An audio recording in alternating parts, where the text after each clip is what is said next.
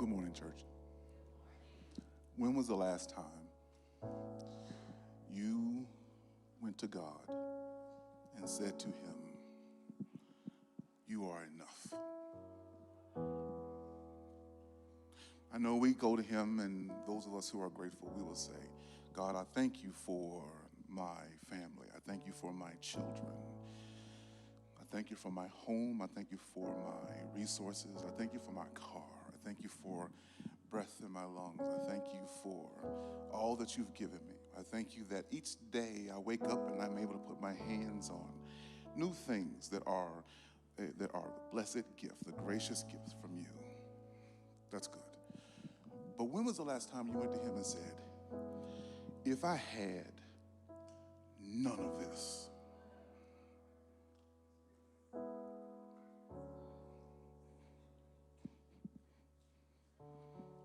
you would be enough"?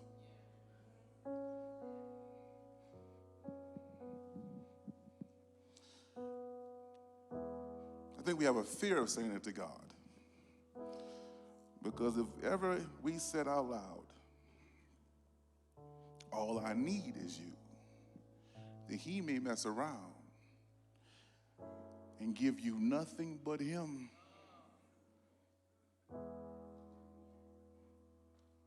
But hear me say this. On the day he does that, he has given you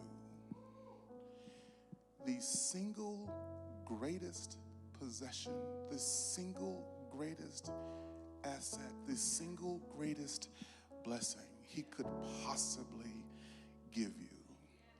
When God surveys creation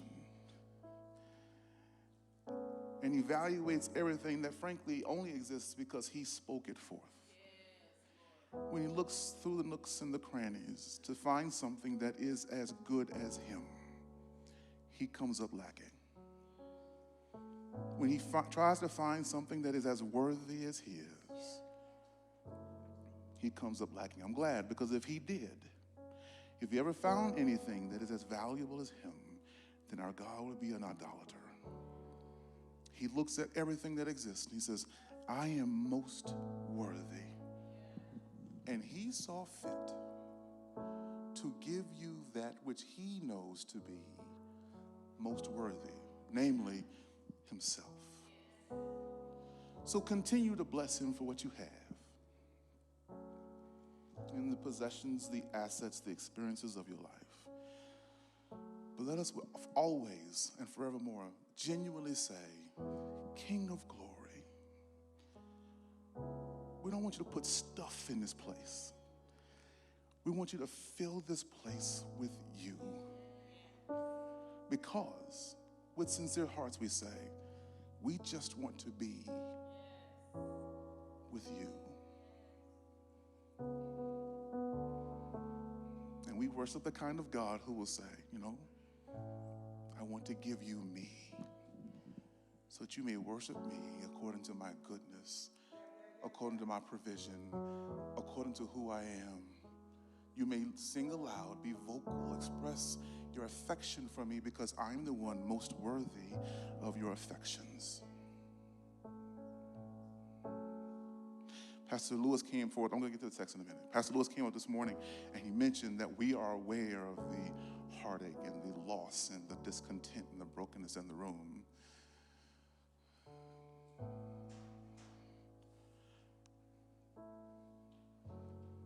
And to you I say, sincerely, even now, God is enough.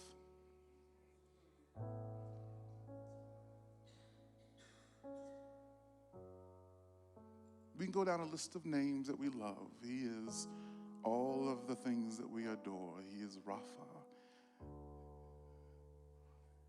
But he is the God who is enough. And he is also present. He's a witness to what you need in the moment you are enduring. And he inserts himself. He is presumptuous enough to insert himself during the darkest moments of your life. And he says to you, "Lean into me because I bring comfort, light, and peace in the midst of the discontent. We sincerely say, we just want to be with you. God, we bless you for this time. We ask that you would remind us that everything that you provide pales in comparison to the provider. If my house burned down today and everything I have gathered over years was destroyed, I would be able, through tears, to turn to my wife and my children and say, the God whom we worship is on his throne. Fire has no effect on him. Everything that we have here, most that we have here, can be replaced. And the fact that it is replaceable speaks to how unvaluable it is in the first place.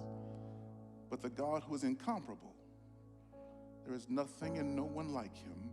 He has made us his, and he has made himself ours.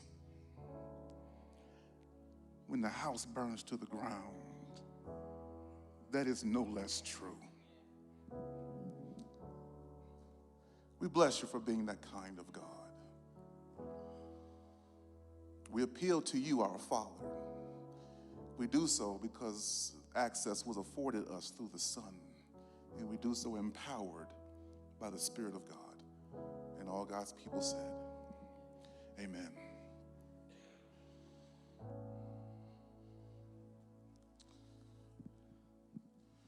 Today we begin a series entitled We Are. It is an introduction to who we are as a mission, as a church. And what better way to start that than to consider the very name that we genuinely believe God has placed upon us as a movement, as a body.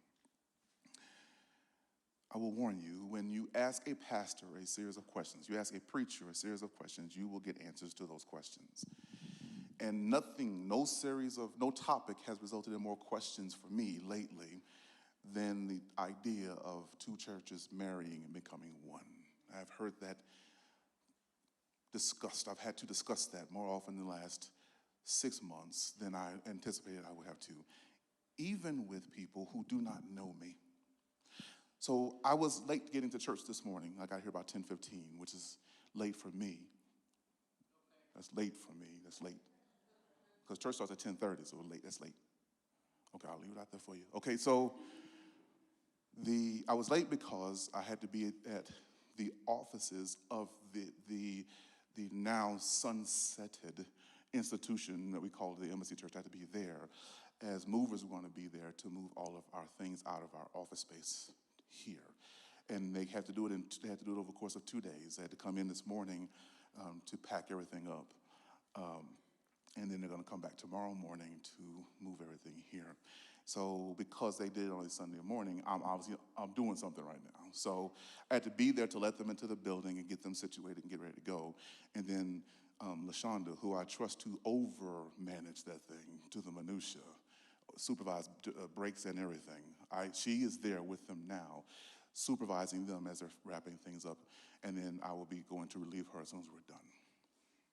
Before she arrived this morning, I was having a conversation with the movers, one of whom I think, based on the conversation, I believe he is a college student who's probably a marketing manager, because he had lots of questions regarding branding in the midst of this discussion, because he asked, why are you moving? I explained why we were moving.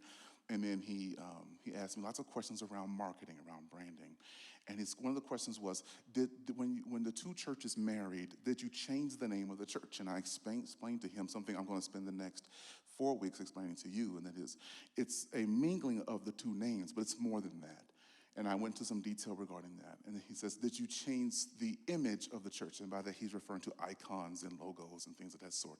And I said, we did. But even that imagery is reminiscent of the identity that each of the two churches had before we came together as one. And we talked about that for a while. And then he says that you changed the mission statement. I said, we revamped the mission statement that was more indicative of who the churches are now that we are one. And he says, so you have This is what he thought I said. He says, you have a new name, you have a new look, and you have a new mission. And I said, no. I said, we have a new name, we have a new look, but the mission is unchanged. I said, indicative of the mission is the fact that we call the church, we identify the church as an embassy. The embassy is the household, it's the center of operation of the ambassador. And an ambassador is an arbiter, a representative of a national or kingdom head. So the king sends ambassadors ahead. We function as the emissaries. He sends us ahead so that we can speak the message, we can fly the flag, we can wear the uniform, and we can lay claim to territory that is already his. We are not making it his, it is already his. But we're going out ahead of him as his ambassadors, and we have been equipped to represent the king and his kingdom so that we can be the ones who lay claim to the territory that is his. The name has changed, the imagery has changed, but the mission cannot change. Why? Well, let's see how Paul unpacks it, and then we're going to get to some examples of this. Therefore, knowing the fear of the Lord, we persuade others. But what we are is known to God, and I hope it is known also to your conscience. We are not commending ourselves to you again, but giving you cause to boast about us, so that you may be able to answer those who boast about outward appearance and not about what it is in the heart. Now, here's what he's doing here. He's letting you know we're qualified for what we do. And he says one of the problems is you can be attentive to the qualifications. Paul's fully aware of his qualifications if you read Philippians 3. He says you can be attentive to the qualifications and you can be impressed by who I am and how I do this and the oratory skills I have as I present the message. He says, my hope is that you be much more attentive to the message itself. Now, I don't want to go into too much detail here because Pastor Derek was in 2 Corinthians chapter 7 last week, and he did much of the heavy lifting. But this is what you need to know as a reminder from what he said last week. What we have here in 2 Corinthians is actually the fourth letter he had to write to Corinth. It's the fourth letter. He had a correspondence with them, and that resulted in some questions, and there was also some ongoing sin despite their first correspondence. And then he wrote a second letter to them as in response to the questions that they had and the sin that was going on. And that second letter is what we refer to as 1 Corinthians. And while he was interacting with them, there were questions on the third occasion when his apostolic authority was undermined. Someone was challenging his authority to speak to them in this manner, to lead them in this way. In response to that, Paul wrote a fourth letter, and the fourth letter he wrote to them is what we refer to here as Second Corinthians. So we don't have the first and the third letter. Don't let this be too confusing. We don't have the first and the third letter. We have the second and the fourth letters, and we refer to the second and the fourth letters as 1st and 2nd Corinthians. In fact, you will notice at the beginning, for much of the time in the beginning of 2 Corinthians, he goes into some detail defending his office as an apostle.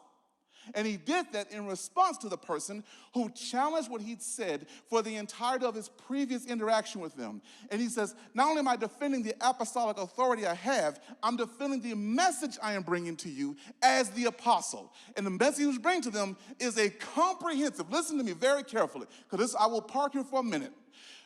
It is a comprehensive gospel, not a reduced one. It is a whole gospel, not a truncated message.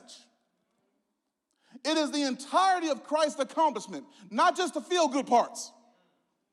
He's here to let us know what our mission is. He's not here to affirm what we think we should possibly on some days when we feel like it, on the occasion when it's a holiday and we want to serve him well, what we may potentially do for God. He's saying what your whole message is.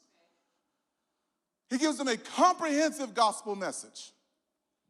One of the mistakes we make is we often celebrate, especially around Easter, we celebrate the fact that Christ was born and he lived an excellent life and he died, and then 3 days later he resurrected. And everyone celebrates the resurrection. I am among them. The resurrection is your receipt. We'll talk about that in a few months. It is evidence of him being who he said he was. But here's the thing that often gets overlooked. He did not merely resurrect. He prepared his apostles for his absence, and then he ascended. And Ephesians chapter 1 said he ascended so that he may take his place seated at the right hand of the Father. And from that throne, he reigns as king. He is not one day going to be king. He is present tense king. You are not waiting on a king. You already have one. One of the huge issues I had about 20 years ago with our emphasis on book series that shall remain nameless, is this emphasis on the day when Christ will return. And we emphasize the day of his return to the exclusion of the reality that he has already come. One day we'll have a king. That's bad theology. You presently have one. Is the kingdom in its fullness? No. Has it been fully established? No. Here's how theologians call it. They refer to it as already, but not yet. We already have the kingdom, but it has not fully been fulfilled. It has been inaugurated, but it has not been consummated. He established his kingdom when he came the first time.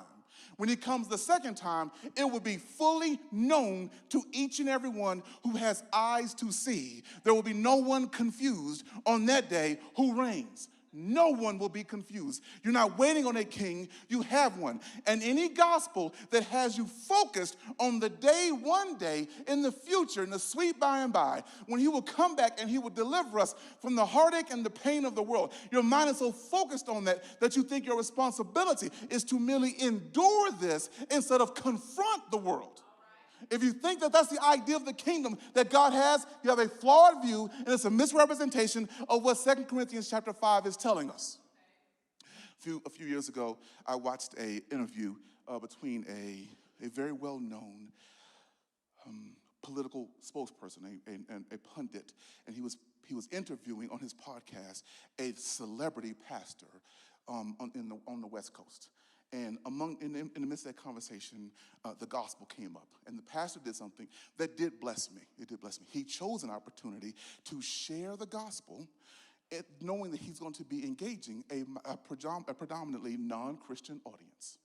He says, my responsibility is to preach the gospel. And then he communicates to them what he believes the gospel is. Okay? And here's what you need to hear. What he gave them is not so much a comprehensive gospel. It's more appropriately called the doctrine of justification. In other words, Jesus died to deliver me from the consequences of my sin so I can spend eternity with him. Now listen to me. That's not wrong, but it's incomplete. That's not wrong, but that's not the whole message of the gospel. Okay? In fact, that came up in the interview because the topic of discussion turned toward the issues of what the interviewer called wokeness. And the question came up, well, wait a minute, what is the church's role regarding these issues that this woke tribe, this woke movement is leaning toward? And the pastor responded by saying that God never intended for Christ's incarnation to confront these social issues. Here's the message he has. His message is, Jesus died. It's going to come up again later. Jesus died so that we could be delivered from the consequences of our sin. And until then, we are to endure. And I'm telling you that it makes no sense for the ambassadors, those who were sent forth to make the kingdom known, to endure. It is the ambassador's job to confront. In fact, this often gets overlooked here. Look at what Paul says starting in verse 14. He says, for the love of God, love of Christ, controls us because we have concluded this, that one has died for all, therefore all have died. And he died for all, that those who live might no longer live for themselves, but for him who for their sake died and was raised. From now on, therefore, we regard no one according to the flesh. Even though we once regarded Christ according to the flesh, we regard him thus no longer. Therefore, if anyone is in Christ, he is a new creation. The old has passed away. Behold, the new has come. Now, everyone reads chapter 16 and 17 as a reference to the fact that I used to be a sinner and that Christ intervened, and I'm not the old sinner I used to be. Well, that is partially true, but that's not the only thing he's doing here. He's letting you know that he has equipped you to be the officers of this kingdom and to be the voices of this message. He has turned you into a new kind of thing. Not only has he confronted the sin nature that you had prior to Christ, but he has equipped you. He has hardened you. He has made you stern. He has given you armor to confront the fallenness in the world. You're a new kind of creature so that you can confront the brokenness in the same old fallen world. We have in our living room. We have in our living room an aquarium that recently went through some retrofitting. It was the larger of the aquariums that I have. But I didn't like the fish that were in there before because they'd hide all the time. And the kids would mention it to me. So I went about changing what the fish are, which means different, this is sound so nerdy. Okay, which means different aquascaping in the tank, okay? So I had to change the layout, the aquascape of the tank. And I've been working on this and preparing for it for a few months. And in, I believe, November, Sheree and the kids were in Texas because I had to go on a writing leave. I had to go to the mountains to finish a writing project. So Sheree and the kids went to Texas, and while she was there, my father, from whom I learned fish keeping, he told her, I have something I want you to take to that boy. Now, I want to say this for a second. I am 47 years old. I have a wife, kids, a mortgage. But to my father, take this to that boy. He gave her a rock that weighs about 15 pounds. And she had to check it in her luggage, which affected her return. She had to check it in her luggage on her way back to Denver. And I ended up using that rock as a part of the landscaping in the tank. And then while we're looking at it, I was running it by the kids and see if this works out before we put the fish in. And my son says, I really like this one over here, this rock that looks like a piece of wood. I said, you know what about this piece of wood? This rock that looks like a piece of wood? It is wood. It's petrified wood. It used to be a piece of a tree. And several centuries ago, it fell into a piece of water, a lake of water. And over time, several centuries, the wood absorbed the mineral content of the lake where it was. So over time, even though it still looks like wood, it's rock hard, which allows it to endure the complexities of being submerged in the water without decay. It looks the same, but it is not the same. It looks like wood, but it has gone through a change that makes it much more capable of enduring the environment where it now rests. You are a new creature. You look the same, but you have been commissioned to do something. And he has changed you in ways that harden you just enough for the environment in which you must now carry out the mission to which he has called you. He didn't simply say, listen, go do this for me and go figure it out. No, he commissioned you and he equipped you for the commissioning. That's the point of him emphasizing that you are not the same thing you were before. You were inadequate for this before. He didn't really charge you to do it. He prepared you to get it done.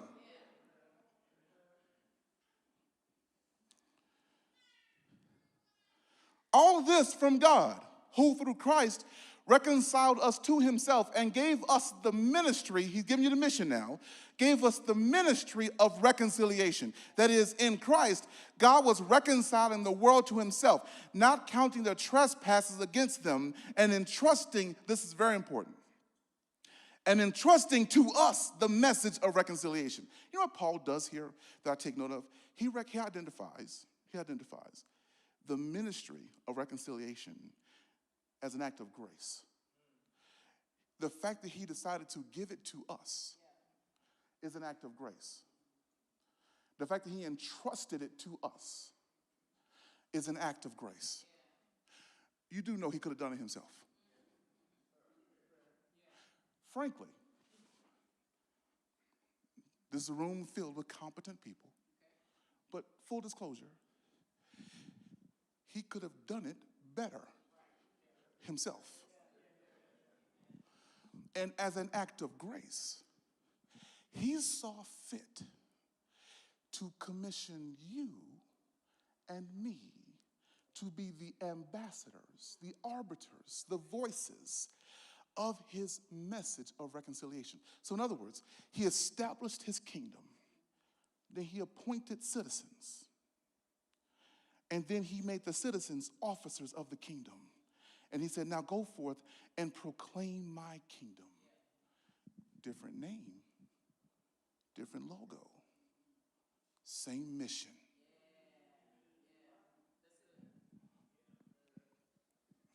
The pastor who's having an interview with a political pundit, he makes an argument in their discussion. He says,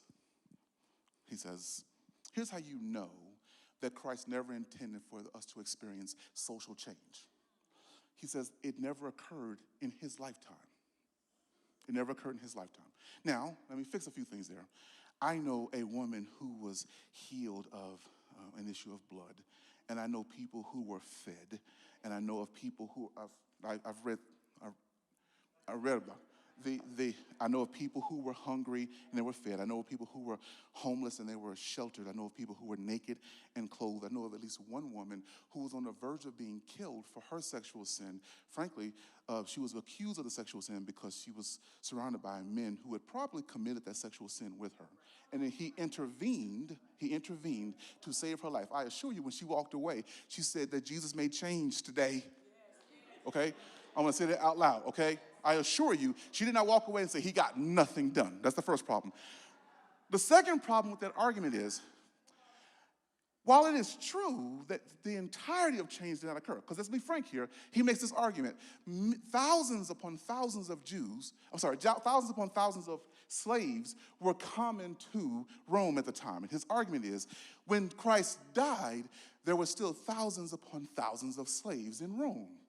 And he says, if Christ intended to confront slavery, for example, that was his social change example. If Christ intended to confront that, then those thousands of slaves would not have been slaves on the day of his resurrection. And that means that on the cross, when he said, it is finished, he was not right. He was lying. He was misleading us. He's saying that the work was not complete in his lifetime, which means he never intended to complete it in his lifetime. So it's our responsibility to endure this brokenness as we preach the gospel, so we can get as many people saved as possible for the eternal destination we will have. In other words, he's arguing that the world is a sinking ship, and our responsibility is to get as many people who were on the sinking ship saved so that they can be delivered once the ship goes down. That's his argument. He's arguing that that's the plan. He never intended for there to be social change in the world. That's his argument. If you need evidence of that, look at the fact that the social change did not occur prior to his death, burial, and resurrection. That's his argument, okay? That's what he's saying. Here's the problem with that. He's ignoring the fact that he commissioned you.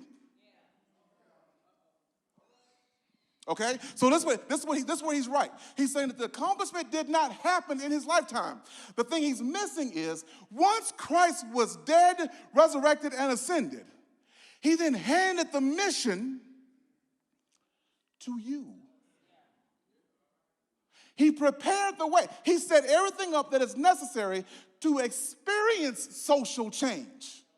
And then he commissioned people who are made in his image, who he has appointed as officers, ambassadors of the kingdom, people whom he has changed, given armor so they can make an impact in the world. He then handed the commissioning over to you. So it is irresponsible for the church to see brokenness in the world and say to everyone, listen, let me introduce you to Jesus. And you stay in this brokenness. You stay in this mess. But when Jesus comes back, he will deliver you. Because Christ has said, give them the message of eternal deliverance. And you stand strong with them to confront the brokenness in the world. You do not choose one or the other. You tell them how they can be reconciled to me. And then you tell them that the same gospel that reconciles them to me reconciles them to one another and confronts the brokenness, the broken discontent, this sinful, fallen condition that humanity finds itself in the world. That's a whole gospel message. We experience reconciliation both vertically and horizontally. We're reconciled to God and one another. We have a message that confronts social ills and gives us a hope for eternal deliverance. And no one has that message except us. I want to make this very clear, because here's the mistake we're making. Where the church behaves as though we are one of the world's hopes. First of all, the world's hope is God. And no one has that message. No one except us. I say this daily. The world is trying to repair brokenness by putting Band-Aids on bullet wounds when we have the message that heals. And we're watching them fail at something they should not even attempt. And we talk crazy about them because they are trying it. And the entire time we over here with the keys to the kingdom.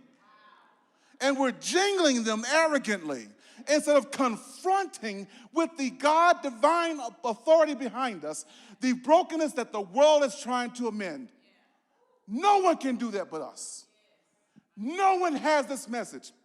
There is no other name under heaven given among men by which you must be saved. No one else has that message. No one. In fact, look at how Paul says it outright. He says at the end of chapter 20, he says, therefore, we are ambassadors for Christ, God making his appeal through us. We implore you on behalf of Christ, be reconciled to God. For our sake, he made him to be sin who knew no sin, so that in him we might become the righteousness of God. He made him to be sin who knew no sin on the cross. On the cross. Brandon Washington's yet to even be conceived sin was placed upon God the Son. And he died an excruciating death. Literally. The word excruciating means out of the cross. The pain endured on the cross was so extreme that they had to invent a word to describe it. The daily word we use, excruciating, means out of the crucifixion. He endured excruciating pain and death for sin that was not even his. Why? So that I may experience vertical and horizontal reconciliation. Then, after I experienced it, he then came to me, someone who is woefully inadequate, and he handed the message of reconciliation to me. And he said, now go and spread this among everyone you encounter so they can experience the same vertical and horizontal reconciliation that you've experienced. He says, do it indiscriminately at every given opportunity and do it shamelessly. That was the moment when he appointed me an ambassador of his kingdom. The church is an embassy It is the residence of the ambassadors. We are to put the kingdom on display because we are citizens of a higher kingdom. Even though we live far away from home, we are citizens of a higher kingdom. And we are to never abdicate the responsibility to represent that kingdom. In 1998, I had the privilege of going to visiting Israel with, I won't say with my pastor, but there were 150 of us. So it's not like I had them just to myself. They had 3 buses, and each of the buses had a top shelf tour guide. I don't remember the names of the other 2 because our bus's tour guide was the best one. His name was Moshe. Moshe. He did not miss an opportunity to remind us. He says Moshe is the proper way to pronounce what you Americans call Moses. He reminded us of that daily. And everywhere we went, he was familiar with the details of it. Israel has a very good tourist ministry because they know the details of all of these places that they know Europeans and Americans are going to want to visit. So while we were there at Cana, he took us to a place where they had water pots that were reminiscent of what would have been present at the wedding. And they cooked fish. They caught fish while we were on the boat on the Sea of Galilee. Well, while they were on the boat, I didn't get on the boat. I can only go so far. Okay, so while they were on the boat, they caught fish and they cooked them on the deck of the ship. And I didn't get on the boat because when I went down to get on the boat was doing this. Because the Sea of Galilee does not sit still. And I sat there, and I had never flown before. That was my first flight, and so I was jet lagged, and then I got seasick by watching this boat bounce everywhere. And they said, "Come on, Brandon, let's get on the boat." I said, "No, I'm good. Where y'all going? I'll meet you there." And I went to the hotel and called a cab to meet them at the destination. But the thing I remember is that boat was bouncing all over the place. So when I read the passages of the New Testament, when the disciples are terrified because the boat is about to be capsized, I'm saying I've seen what they were talking about. I saw that firsthand. I got a glimpse into that. We were introduced to all of these details wherever we went. And I remember we actually went to a place that is an image on the side of a mountain that looks like very much like a skull. And the argument is that this is the place of Golgotha where Christ was crucified. And I remember my pastor turned to 2 of the 3 tour guides and he points to this empty tomb and he says, if this happened, then Jesus is Lord. If this happened, if this is real, then Jesus is Lord. And one of the tour guides said to him, the ability to carry out miracles does not make you a Messiah. And then my pastor said, this ain't a miracle. This is a step beyond miracle. He was dead. And then he wasn't. When he gets up from being dead, I'm going to believe everything he says. And he said he is Lord. If this happened, then Jesus is Lord. Do you understand what I'm saying to you? We were there for 2 weeks. They heard the gospel 57 times, I'm sure. While I was there, Moshe warned us. He says, when we're going into the old city, that's how they refer to the old antique parts of Jerusalem. And we're going to, he says, be careful because it is overrun with pickpockets. He warned me. I was 22 years old, so I knew everything. So I said, you don't have to keep telling me that. I'm good. I left my wallet in the hotel room, but I kept my passport on me. And so we go into the old city, and there was an occasion when a man who was on our tour was having his pocket picked, and I made eye contact with it just as it happened, but I was a little bit too late when I noticed it because a guy who was on the same tour with us, who was from Chicago, he too noticed it. And while I'm trying to tell the man your pocket's being picked, the guy from Chicago said nothing. He just punched the kid in the face. And this really happened. And I said, man, you punched a child. He said, I'm from Chicago. See, you sitting there trying to discuss it with him. I ain't got nothing to say to him. I'm paraphrasing. I'm quoting what he said here, okay? And when that happened, when that conversation was over, I then promptly checked my pockets to see if I, being not from Chicago, had my pockets picked, and my passport was gone. So then I go to Moshe. Moshe knows everything. I go to Moshe. I said, Moshe, my pocket has been picked. They got my passport. What do? He says, well, when we get to an American government institution, you can apply for some temporary travel information. You can give them those details. I said, okay, here's the problem, Moshe. The only way I can get to an American government institution is if I'm in America. I can't get to America without my passport. Do you see the problem? Am I an Israeli now? Do I just live here? He says, no. He says, you left your wallet in the hotel room. I said, I did. He says, do you have a U.S. driver's license? I said, I still have my Texas driver's license in my wallet. He says, then we can catch a cab to the embassy. Okay. And you can make temporary travel arrangements there at the United States Embassy.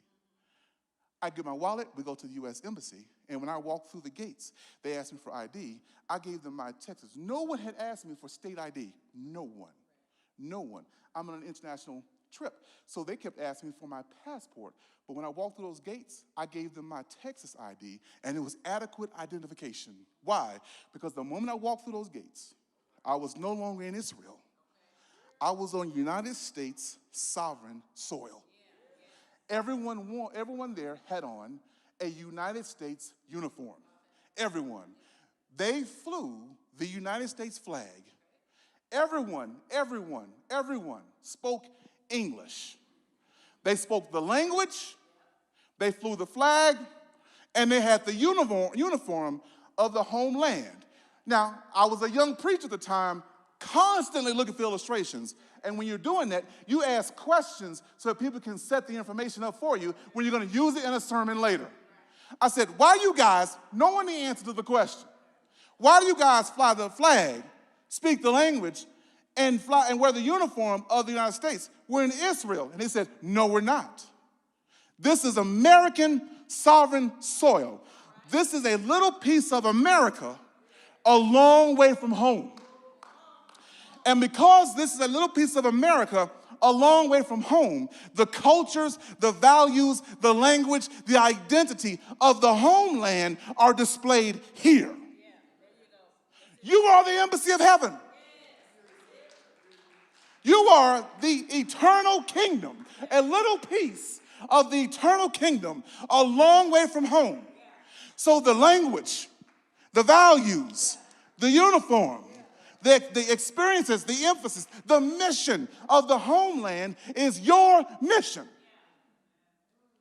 You are to put the king on display.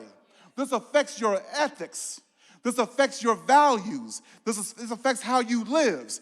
This determines how your marriage works. This determines parenting. This determines how you go about business. When the worship team is up here leading worship, they are doing so as representatives of the eternal kingdom.